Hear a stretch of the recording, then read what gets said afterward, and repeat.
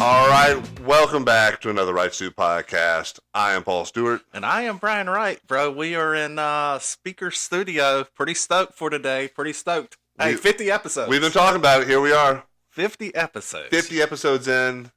Now, if we had the video available, we'd roll a montage of... Like how we started? How we started, the scenes, dating back years and years ago. Yeah, not yet. Maybe one day. Maybe one day. One day when we're just hit it big and they're doing the documentary on us. Yeah, and I think at that point we're still in Speaker Studio. I think maybe you put some pads up, get rid of some of the echoing, but I think the quality, I think that looks awesome. Your speakers back there looks awesome. Yeah, dude, I'm stoked. And so speaking of the speakers, and we've been teasing a big announcement for a little bit, and so Brian and I like to just get right to the point, so we're going to go ahead and share it. Yeah. So we've got a merch shop now. We've got some merch. We got hats. We got shirts. We got a tumbler. Yeah. So this is what it's going to look like. We got a couple of options for hats. We got a handful of options for shirts. It's got the new WrightStew logo on the back and on the front. Sorry, and then on the back it says "Welcome to Speaker Studio, the WrightStew Podcast." So if you're on YouTube, we'll have that displayed right now. If you're excited about it, if you want to jump in, the link will be in the description of either YouTube or our podcast, wherever you're listening. So make sure you check that out. We appreciate that. So we're excited about it. We'll be wearing it around town. Our family will be wearing it around town. So make sure you check that out. And if you want to support us, that's a great way to do it. Yeah, absolutely. And I would say that the logo really has been a collaboration of Paulie's daughter, himself. And so we're working with Next Gen Apparel for our merchandise. So everything will go through them. They'll get it printed out, shipped out to you. So we appreciate all the work from Next Gen Apparel, Tabitha and Brian, wonderful, amazing people over there. So thank you for all your hard work and dedication. We're really excited about the partnership. If you're somebody who's getting started or have teams or whatever, very affordable, but top notch, got in new machines. I was just over there this morning. Really, really, really well done operation for a small startup that can do some pretty large scale stuff if you need it. Yeah, Next Gen Apparel. So check those guys out in Holly Springs. So that's the big announcement we've been teasing. Like I said, make sure you check it out. And so, sports. Hey, I think maybe we eventually go to. There's going to be some options. So every time we talk about something, or if I bring up the Falconeer, or whatever the case may be, there's an opportunity in a very pretty easy mode of making these shirts, at least for me. Or they seem like it is easy. So we're going to try to do some things along those lines, to again, not only promote necessarily our show, but to just get the word out, because I do think there's a lot of guys that are working out, that are doing different things that hopefully we kind of, entertain you, make those minutes go a little bit shorter. So. Absolutely. So that's the big announcement. So we're going to dive into sports. So big NFL weekend. We got the 4 playoff games. So we're going to dive into the couple games that are going on today, and then some big news in baseball last night that we're going to talk about as well. So let's jump to the NFL first. Okay. Texans, Chiefs. We've talked about this a little bit. The Texans still feel like the upstart, still not getting the respect they need. Still a 9-point underdog today against the heavily favored Chiefs. Haven't seen the Chiefs really play in a couple weeks because they sat all their starters in week 17, 18, the last week of the season. And now they're back, should be fully rested, ready to go. What are you thinking, Brian? Well, I think, obviously, it's hard to bet against Patrick. I mean, he's done it for so long, and probably not his best year statistically, but anytime you end up essentially 15-2 and essentially him playing 15-1, you feel like there's a really good chance that, they're going to figure out a way to win. Probably his best defense he's had. Offensively, doesn't feel like they've hit on all cylinders for an entire game, but you also feel like that's possible at any point in time. And we've seen him put it together before, right? Clearly in the past. I've seen a lot through the week, this week, as people are talking about the game. They call it lucky. Yeah. Right? And it's the old, Ted Williams said it, I think, best. The harder I work, the luckier I get. Yeah. And they're clearly just a veteran team who's been there, done that. And Patrick Mahomes is by no means old, right? He's still in the heart of his career, physical maturity and everything, right? And I think he's just getting mentally sharper as well. You mentioned it earlier, third kid. Probably adds a couple pounds for dad bod. I think for every kid you get a couple extra pounds. You need some of that. He carries it well, and he still moves kind of like a bear, like a light-footed bear. Because he's not slow. His feet are quick. Obviously, his mind works fast. But like you see without his shirt on when he's doing his workouts, he's like, dude, he's already kind of got like a dad bod. He carries a little bit extra here and there. But you need, I think, some of that too, and you need some of that weight to protect you from some of those hits, right? Yeah. So I remember as a kid, I loved Eric Davis. The center fielder for the Cincinnati Reds, and he was like 2% body fat, just jacked. But he was getting hurt all the time because when he would go, crashing into a wall, he didn't really have that layer. And you don't need you don't need this current day Paul Stewart layer of fat, but a little cushion on there to protect yourself from some of those hits. It's interesting. So that's definitely think that's true. Yeah. Also wonder, the wolf. You remember the wolf mascot that they had for Kansas City? Yeah. Do you remember that guy?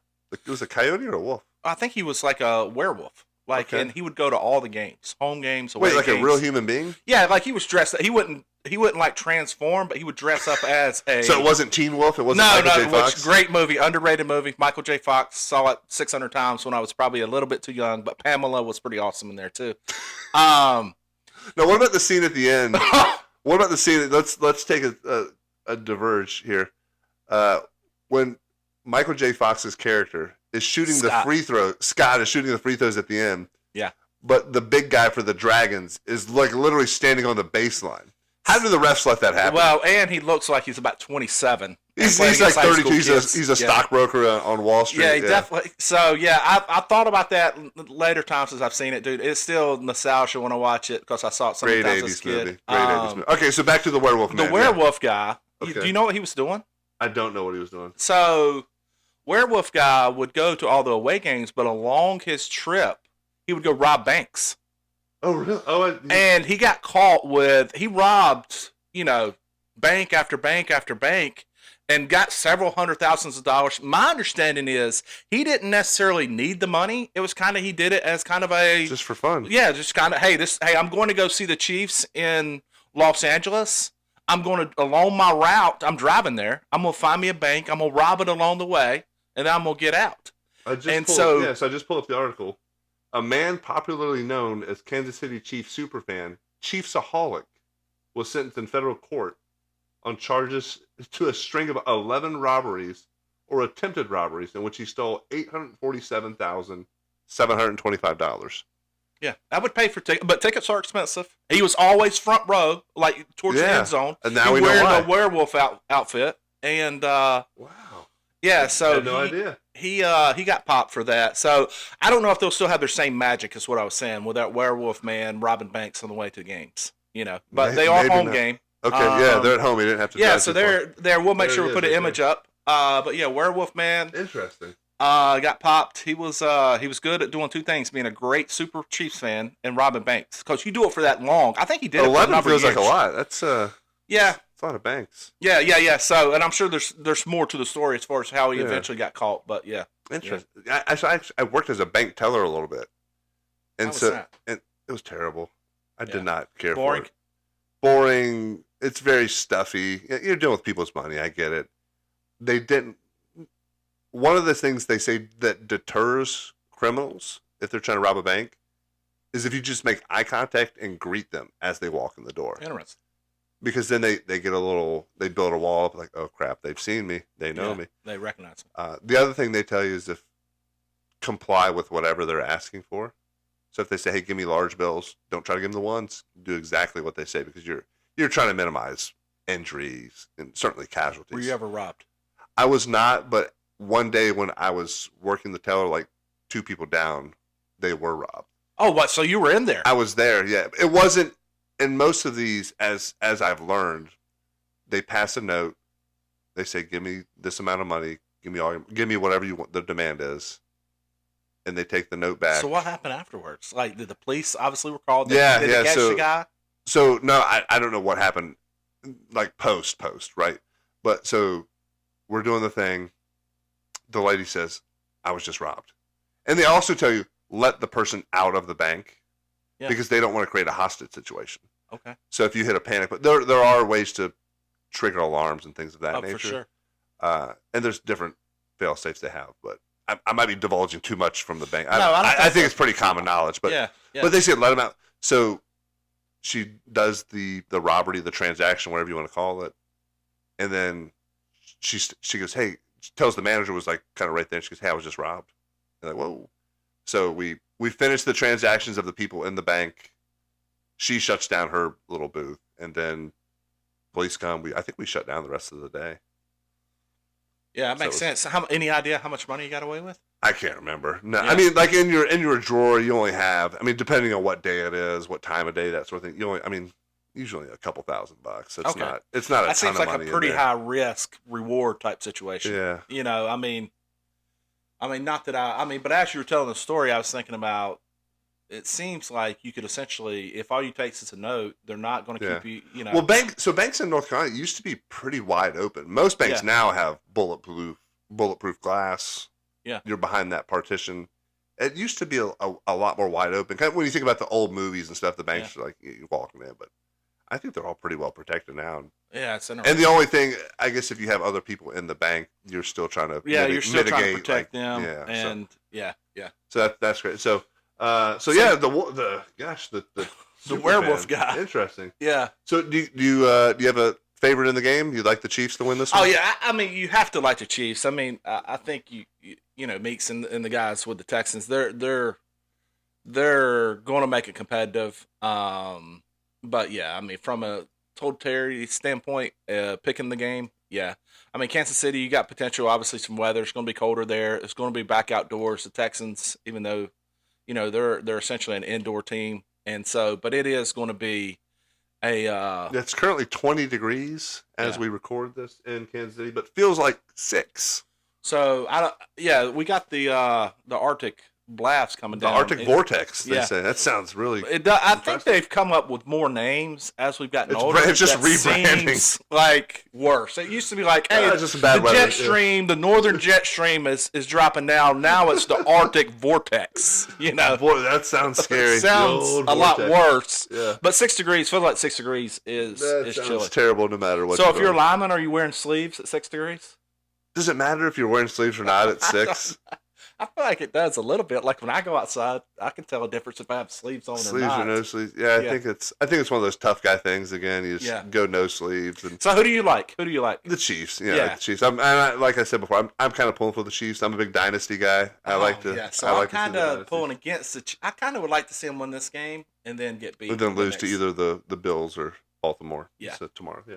All right. So the second game of the night is the Commanders and Lions. So Lions, another big favorite, 8.5-point favorite. This one's in Detroit, so cold weather there, but indoors clearly, so nothing to worry about. Jaden Daniels, I think that's what I'm most excited to see. Yeah, he's got some poise. Again, I think we saw it with we see it with young good players like 17, 18, 19. What you notice, and I don't know if this can be taught or if it's experience, but the emotional maturity. Like really early emotional maturity and just maturity in general seems to allow you to play closer to your level of talent really early. Yeah. And that he's an example of that. Like you hear him speak and he sounds like he's a 27, 28-year-old, right? And he sounds like he's been in the league for a while. Yeah. And I think the young players are getting prepared a little better, and some do a better job of it clearly because when you're in college, and it's been like this for a while, but you're on a big stage. Yeah, especially if you're in a big SEC. Especially if you're in an SEC school or one of these Big Ten schools and the kind of national title hunt. You're doing this pretty regularly, so you're pretty practiced. Well, and I think that's 100% true. But I would also say that just because you can speak it, don't mean you can walk it, and he clearly can walk it. He can do both. And we've heard reports like he's gaining that respect in the locker room. And people are looking up to him, and they're seeing him as that. And leader. he's a good enough athlete, and can throw well enough to where he can make a difference. And so I don't think 8.5 points seems like a lot. Yeah. Well, the other thing too, with Dan Campbell, he kind of worries me as a coach a little bit because he is super aggressive. Yeah, we saw it last year in the NFC title game. It hurt him, like going for it on fourth down a lot. I don't want to call it a pride issue, but it feels like he errs on the side of like, let's be ultra aggressive. Like sometimes like, man, Dan, let's just punt. Let's punt. Let's change the field position. So if there was something that were to go sideways for the Lions a little bit, I think it's Dan almost having, or Coach Campbell having too much confidence in his team. First of all, I don't disagree, and I think it's interesting from the standpoint that nature and that culture is what turned around the franchise. Yeah. But it also may be what hinders them from actually winning the Super Bowl. That. Hey, and not to say he's stupid or makes bad. No. But it's just like, more of a thought. It's more of a mindset. I mean, clearly, you don't play in the league and become a head coach, even though he said some things that felt like kind of, knuckle rubbing, biting kneecaps. You don't get to the level that he is without being a pretty intelligent guy. Yeah. Now, how you kind of present yourself is probably two different things, but you're a pretty intelligent guy. Absolutely. But I do think that mindset can turn around a franchise, but I also think it can limit a franchise. But based on, like you said, there's going to be times you need to punt. There's going to be times you need to, make some. But I think the players really like that. Like I think they like that mentality. Sure.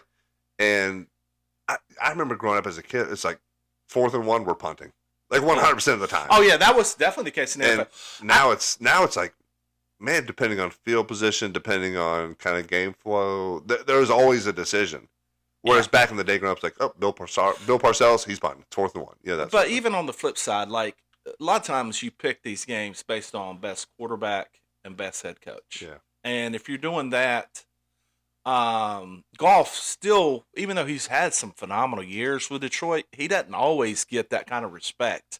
Yeah. And then, you had on the flip side, Dan Quinn is kind of a rehash guy, right? He's been fired before. The Falcons and Cowboys. Yeah, kind of bounced and so he's he's doing it. And so if you said better quarterback, better ultimate career, you would say Jalen Daniels, even though he's a rookie. So eventually, early, right in 15 years.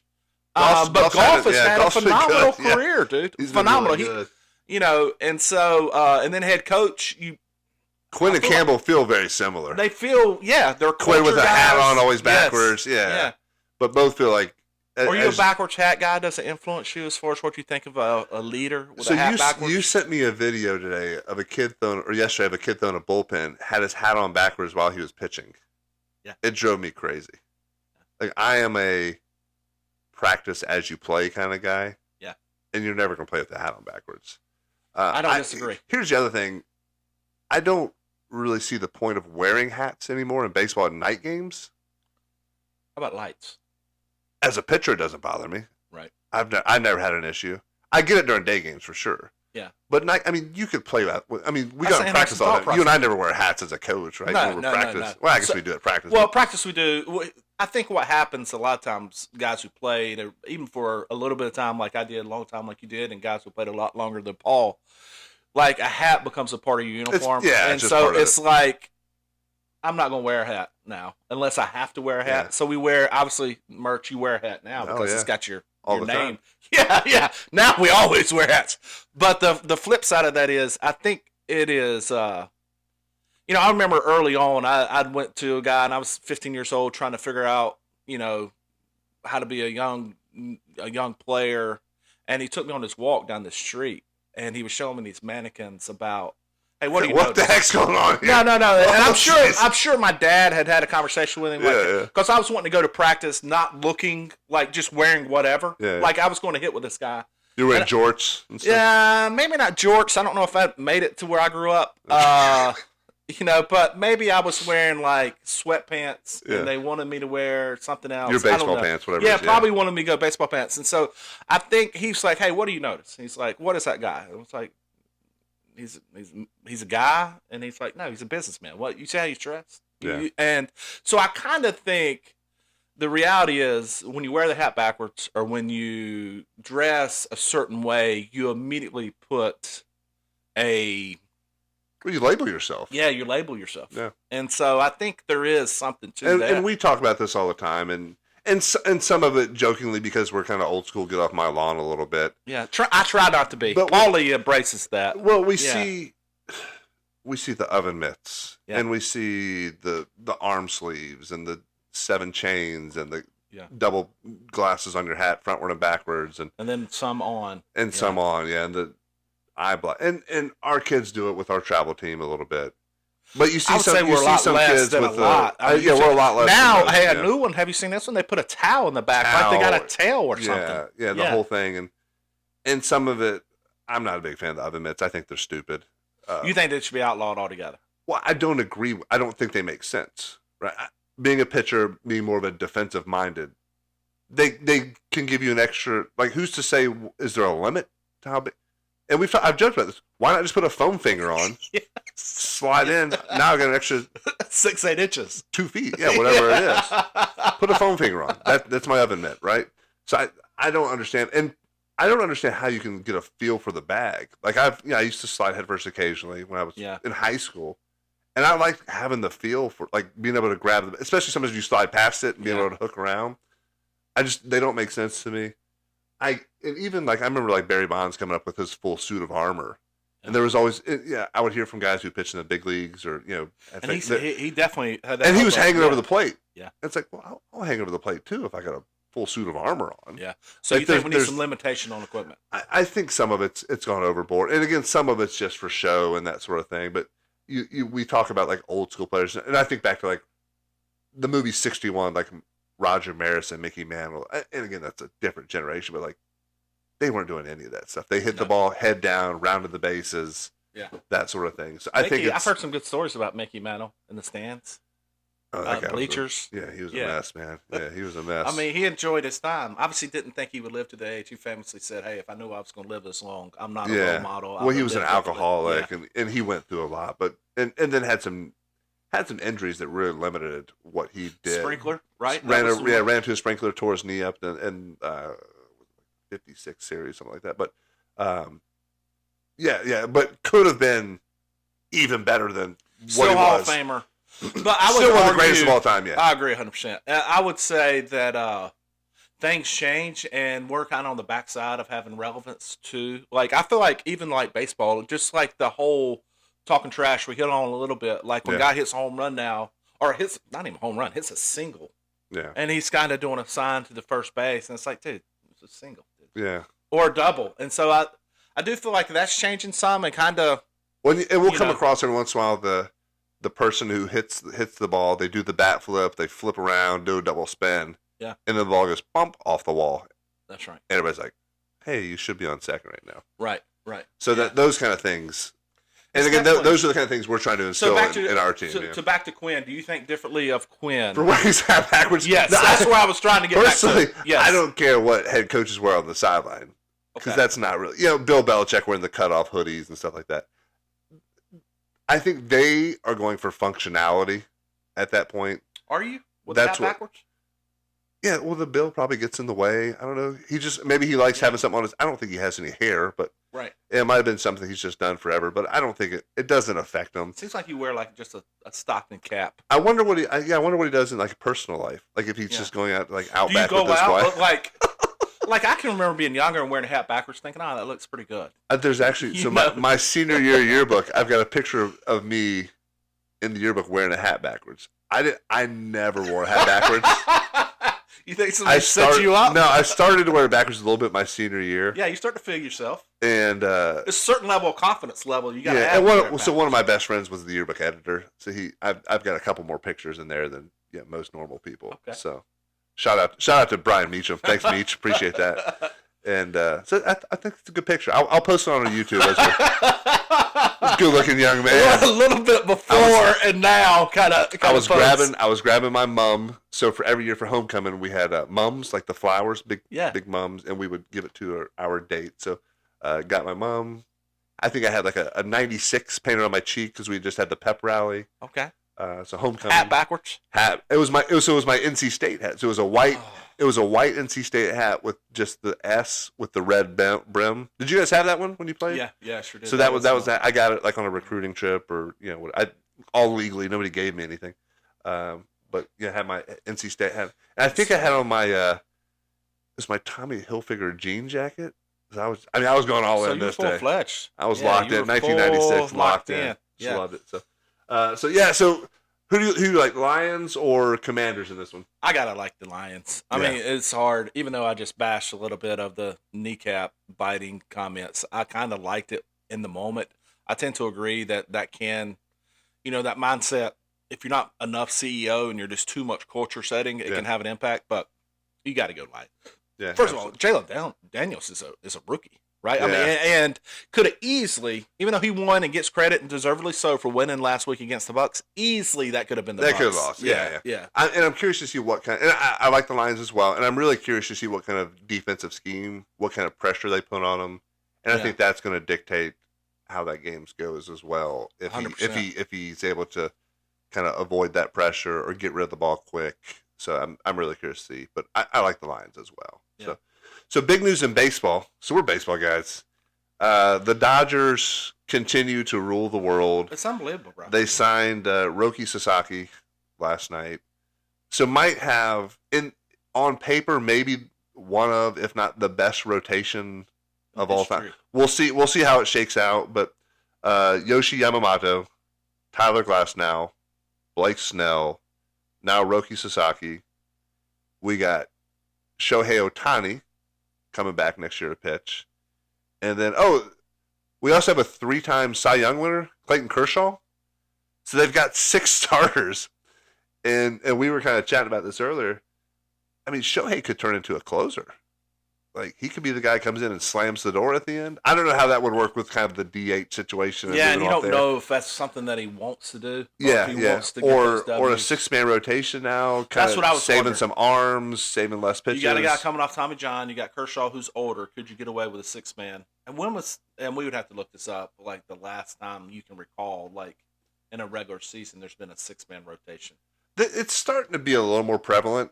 It happens now more than. Back in the day, it was like 4-man rotations. Yeah. And throwing complete games. And that sort of thing, right? So 6-man, I think it's becoming more relevant because they're trying to limit pitches a little bit. How would you like that as a starter? I'm sure I would have adjusted to it. I would have gone on a 4-man rotation if I could have. Like, I was a little more. And you felt healthy enough. You were kind of the unique guy. And then you change your. And we talked to Nolan McLean, right, a few weeks ago about how he went about his routine. Every starting pitcher has a routine, and so you just got to figure out what your routine is. But you feel like the sword instead of worn off a quick. Yeah. I was good. Day one after, I was always pretty sore, like through the core, legs, that sort of arm. Clearly. Next day it was working it out. By day 3, I was done.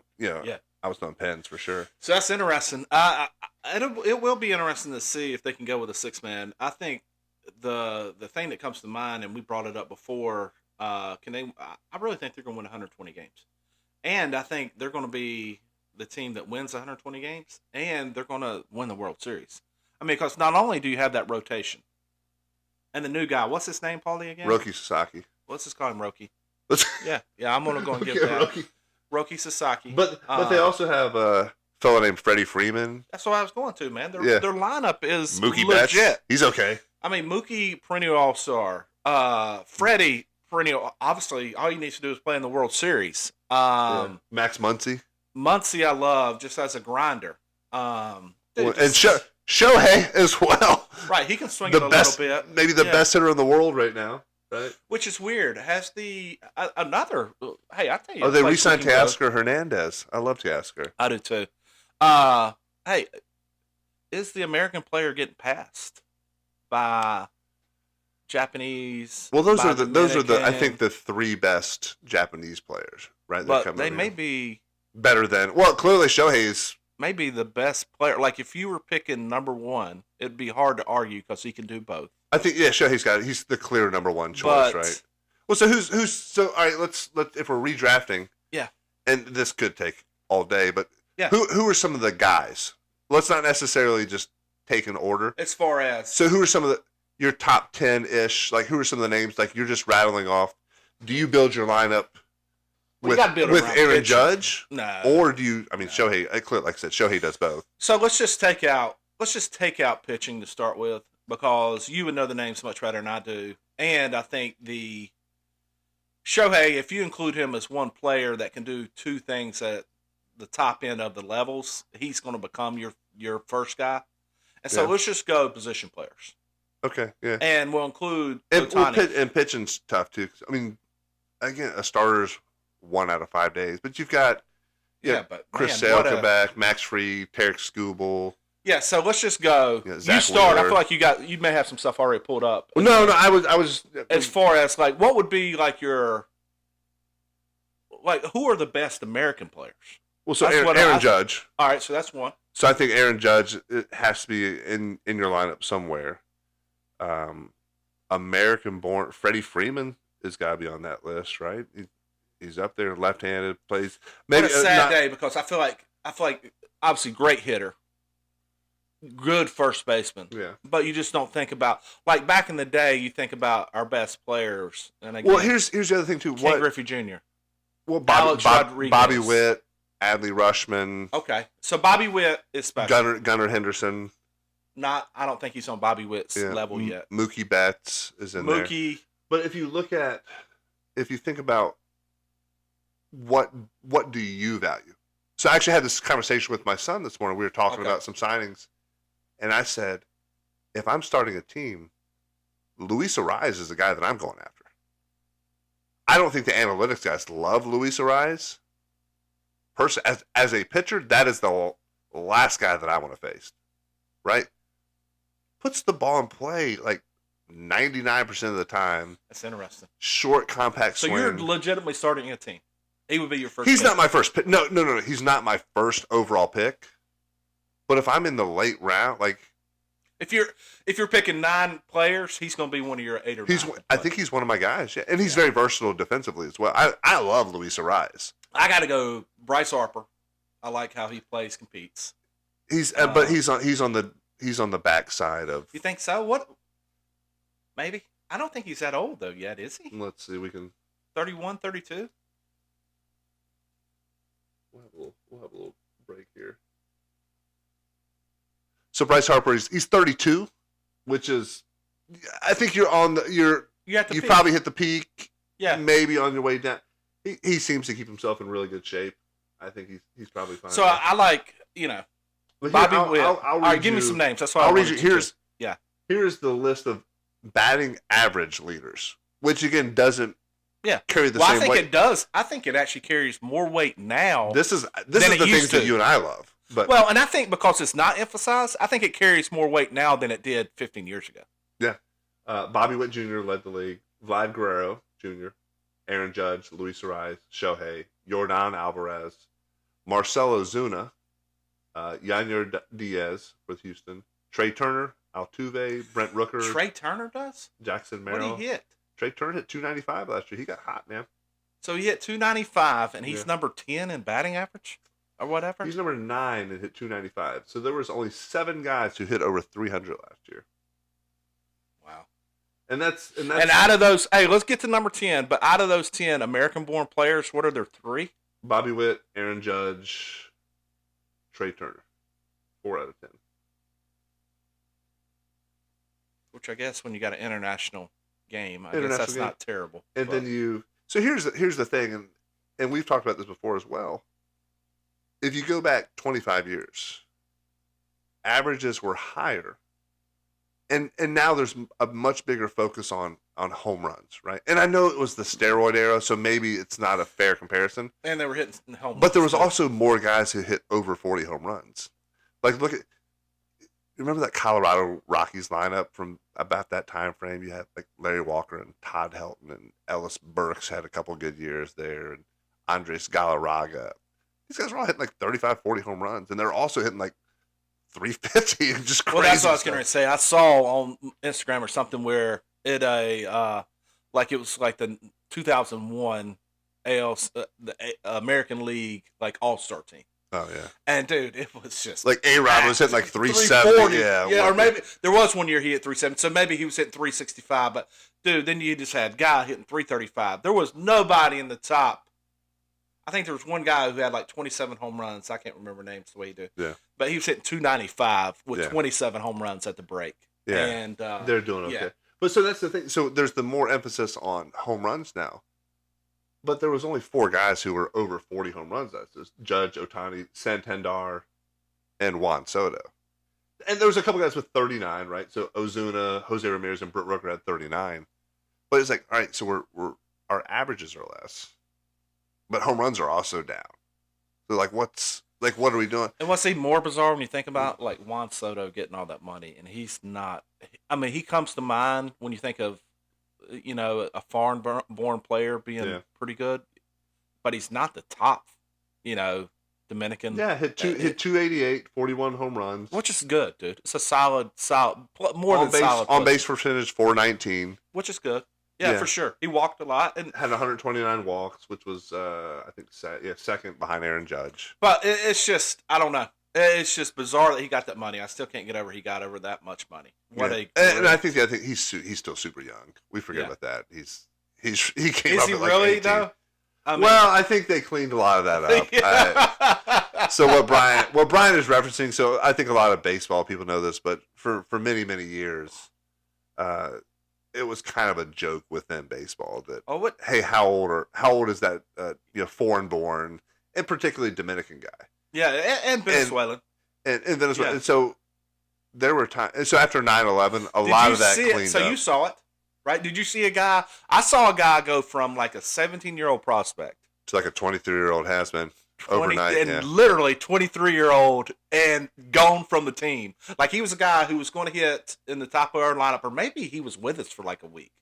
And like Mahoney Valley when I first got drafted. Yeah. And I was told he was 17. He was tall. He was lean. His body moved real well. But he went from 17 to 23 overnight, and then he didn't even make it through the entire season. Yeah. No, I remember one really specific example. So played with the guy for a couple years, Roberto Giron. He was kind of our closer, really funny guy, good guy. So had a brother named Isabel Giron. Isabel, you don't hear that name often in males. So as it turns out, he somehow used his younger sister's birth certificate. I don't know how it worked out. That was the story I heard. So his name is Isabel. So he gave the birth certificate as Isabel. So that's what he went by. And everybody called him Izzy, right? But turns out he was 4 or 5 years different. So he used his sister's. But Isabel Giron. It seems like on the birth certificate, it would be like somewhere it says like male, female. I guess. I mean, maybe that was, you could scrape that out. Maybe. I don't know. That was a story I heard. Yeah. It feels like there's some truth to it. Yeah, it does, because you don't name many boys. Isabel, Sue, all those things get kind of ironed out. Generally, I mean that's generally the rule. So we're putting the number at. I'd be curious to see what Vegas odds are on a number of wins. Too. They're not going to put it above the 118. Well, and who was the team? You know it off the top of your head. The Mariners. Back in 01. Yeah. And so they're not going to put it above that. But I think they're going to get to 120. I think they're going to win it again. Because usually what happens with these teams is you're really strong on one side of the ball. And you have the other side, the weaker side or perceived weaker side, has a really good regular season. Then all of a sudden they don't do what they're really, really are in the postseason. Yeah. Dude, even with injuries, and I mean, they won it last year. Ohtani's tore up. Yeah. Freddie Freeman was hurt some, and then gets into the World Mookie Series. Betts has a stint when he didn't was kind of tough, where he was battling through some things, and then you still win it, and now you're starting with a 6-man, like a legit. Kershaw no longer would be a number one. I don't think in most organizations. Maybe with like the A's, he would be. They're spending money now too. Sox. I don't know if you maybe the White Sox, but they're spending money relative to to the A's, but. I think they legitimately got 4 guys that would be number one guys, and maybe 5 guys that would be number one guys on everybody else's, and almost any other team, they would be number one guys. So Clayton Kershaw is 36 now. Will be 37 when the season. So again, that's and he's gotten hit around a little bit last year, and I know he's banged up. He has, and maybe his stuff's just in as sharp, and that's what. And we're starting to see more guys have that traditional trajectory of. You get to 35, I'm not on the juice, and start to decline. Hey, but tell me this, back to the original, or my original thought, we didn't ever get down this path. Are the Japanese doing something better to create this way? There's another high school kid who hit my algorithm, who's supposedly the next Ohtani, senior in high school, throwing 95 off the mound. From Japan? From Japan. Hit 40-some home runs. I think as a high school player, I don't know how many games they're playing Pretty over good. there. How many games are you playing? Like 3 a game? That's incredible. And so, but again, another two-way guy. Are we getting away from two-way guys too early? Even though with travel ball, you feel like everybody's a two-way guy. But guys are specializing. I never, like in high school, I never wanted to do that. I don't think many people did. In our era, it's starting. It feels like it's a little more of a thing now, and that's specialization of sport and position. Yeah, early. And I think it's too early. And again, you see it and like, oh, that guy's a really bad hitter. Maybe just focus. I can't imagine going to a tournament and just pitching. Right. Like why just go to the game you pitch and don't come the rest of the tournament. Right. Well, I think they do that with some of those big tournaments. That's how those big travel teams, they fly guys in. It's like, hey, you're pitching Wednesday. Yeah. Come in on Tuesday, get a little work in, get settled in, pitch Wednesday, you can fly back out Thursday. Yeah, I think they do that.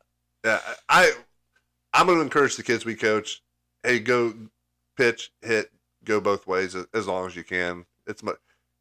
Even when I was in high school, I was like, man, I want to get drafted as a hitter. Like that's right. That seems more fun. Well, and I also think it's interesting that, traditionally the Japanese swings did not work. It's a little different. Yeah. At least that was perceived. Now, the reality is you got to keep the barrel in the zone for as long as you can. But there was, even Ichiro, like his swing, I saw where he was 2 for 9 and went 3 for 10. Then his batting average never dropped below 300 again. And so obviously 3,000 hit guy and played for a long time, but his swing was kind of different. And I've heard, he had a ton more juice than he actually showed. I talked to guys who saw him take BP. And he could drop his head. He was in like upper deck tanks which is weird because skinny guy, but if you know how to use the body and you know how to kind of tendon strong, what we used to call it. And I think he's just a special human being because I still see videos of him like at his age 50 now, 50-some years old, and his body still works like good. crow hopping from right field and throwing it into like a garbage pail. Work good. I think he's just a special human being. But to answer your question, from a development standpoint. You see all those things at like the Little League World Series, right? The teams, they call it Far East, right? They come very disciplined. They're doing so many repetitions, and they're doing so many like team kind of fundamental things. It maybe there is something to it. Lost there. I think, I saw where this Japanese team would have like 10-hour practices on Saturdays. I don't even know what you do for 10 hours though.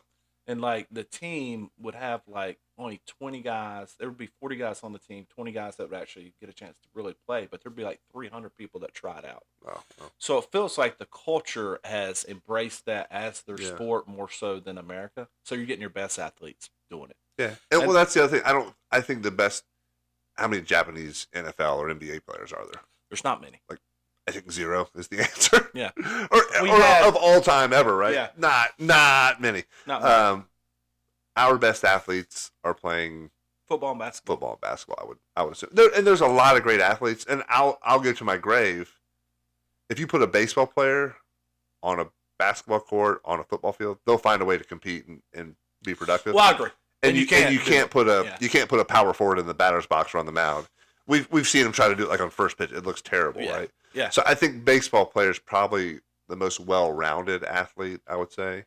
But a lot of it's that hand-eye. Well, and I would argue that even to echo that is as the game has become almost more difficult to get opportunity if you don't have a little bit of means to be able to do travel. Yeah, you have some money. That's crazy. To be able to get on the right teams, to get some of the right training. Because then baseball is very much a skill sport. It's not like football where it's an athlete sport. It's a skill sport. Yeah. And I think there's something being lost with, obviously, our kids do the travel stuff, but the little leagues have come, it's such a gap now.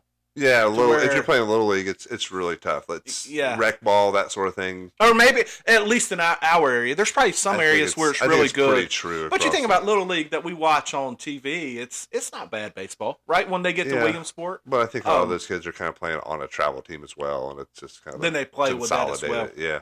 But it's it is interesting. But it was interesting too. So we had again Nolan McLean a couple weeks ago, and he never had a pitching lesson, never had a hitting lesson. But do you remember that one of the first things he said when he was young? He could tell that he had a passion, for baseball. Yeah, and he could see. He didn't say I could tell I was better, but he said I could tell that I loved it more. Yeah. And so I think there's some of that too. Hey, where our kids, this generation of kids and younger, a little older, what are they passionate about? What are they trying? They're trying to be YouTubers. They're trying to be TikTokers. Well, for a couple of days at least. That's what we went to. Right. So they're not, and some like love baseball. They love basketball. But I think there's just more avenues and more paths, and you don't have the kid who's forced to play baseball until he's 12 years old anymore. Like, I'll just go do that. So, it's interesting. Yeah. It's interesting, and I'm curious what the Japanese fan thinks in regards to losing their best players to the MLB. I think they embrace it. I think they're really excited about it because you see those early season games when they play in Japan. Things that everybody's at a bar, everybody's at a school, they're all watching. But wouldn't you want your best players to stay in Japan? Yeah. Or I'm thinking about it from an American standpoint, like our sports that we really care about. Our best players. Well, so golf did it with the Live Tour a little bit, right? Yeah, but I understood that because that was money, old money. Well, that's what it is. Yeah. I mean, Shohei just got who in Japan is going to pay him $700 million? Probably no one. The Nippon Ham Fighters. I mean, but it's just an interesting. I think as a fan, like if we had a team here in North Carolina, like if you could do that with any other sport and you lost your best players, and all of a sudden, Well, I think soccer does it in Europe. I don't know how that works as much, but I think they work their way. Well, they borrow guys or however it works. But so there's I would imagine. I guess you're excited and you follow, and maybe that's how the Dodgers are going to pay for this lineup. Yeah, because you're getting a hardcore Japanese market. The World Series last year got the numbers that it got because of a lot of that, the Dodgers. Yeah. And so I guess Dodgers and Yankees. That's the prem de la prem of who's going to watch, if somebody's going to watch. Yeah, absolutely. But it is. I would hate to see it if our American players said, "Hey, I need to go to Japan to play." And I know a bunch of guys who played in Japan, but it was but it was because they couldn't play in the big leagues. Yeah. And they got some decent money over there too. So, man, a lot going on there, and you can tell we love talking baseball. But so we've been doing this for 50 episodes now. Yeah. And so we can see where our downloads or where we get listeners at. So right now, we're going to throw out a challenge to our listeners. So at the moment of this recording, we have hit 15 states. And actually Australia, Canada, the Dominican, and Germany as well. Those may be VPNs. Yes. Maybe VPNs. But we're saying it's not. But we're saying it's not. It shows up as that's where the listens came from. Yeah. So we've hit 15 states, a lot of the Southeast, and we'll have a map up on our YouTube. But what we want you to do is go to another state. And listen to us. You know what? We've all got friends. It's a smaller world. We've all got friends in different states. I'm gonna rip off real quick the states we've been in. Okay. All right. Maine, Massachusetts, Wisconsin, Maryland, Virginia, North Carolina, South Carolina, Georgia, Florida, Alabama, Tennessee, Texas, Arizona, California, Oregon. No New York. No New York. After no one. I thought that would get a couple. I thought so as well. Yeah. So those are the states we've hit. So if you're not in one of those states, did I say Wisconsin? Yes. Okay, Wisconsin as well. Big shout out to our Wisconsin listeners. A lot of Racine, a lot of Fond du Lac up there. So let's make sure we continue listening, but reach out to people that are in other states. So we're going to throw out a challenge. We want to cover all 50 states in the next 15 days. We're calling it 50 and 15. Let's make that happen. Oh, yeah. Faithful WrightStew listeners. Hey, are we giving anything away? A T-shirt? Something? Are we getting to that point where we give stuff away? We're going to talk about that. We're going to noodle that. We've got hoodies, long sleeve tees, T-shirts, hats, women's cut tees. We've got a lot on so go check that out. Check out the merch. Yeah. Hey, we appreciate y'all listening. We kind of went down a lot of different paths, but we appreciate you listening. Hey, 50 and 15. Let's make that happen. Have a great sports day. Out. Go Pack.